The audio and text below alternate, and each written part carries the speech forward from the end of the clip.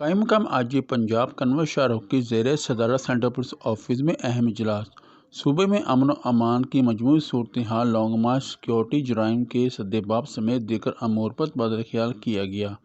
قائم مقام آج پنجاب کی امن و امان کی صورتحال برقرار رکھنے کے لیے پولیس کو ہائی الرٹ ہو کر فرائض ادا کرنے کی ہدایت۔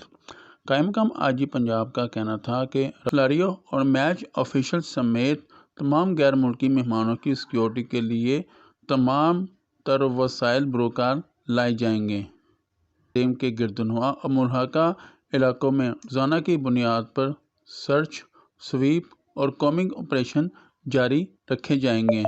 راولپنڈی میں لانگ مارچ اور کرکٹ میچ کے پیش نظر ٹریفک کا متبادل پلان تشکیل دیا جائے گا۔ کسی شاہراہ کو غیر ضروری طور پر بند نہ کیا جائے۔ پولیس اور وارڈنز کی اضافی نفری تعینات کی جائے گی۔ قائم مقام آج پنجاب کا کہنا تھا کہ اسٹریٹ کرائم اور سنگین جرائم میں ملوث پیشہ ور ملزمان کے خلاف سخت ایکشن لیا جائے۔ صوبے بھر میں پتنگ بازی کے واقعات کی روک تھام کے لیے کریک ڈاؤن کیا جائے۔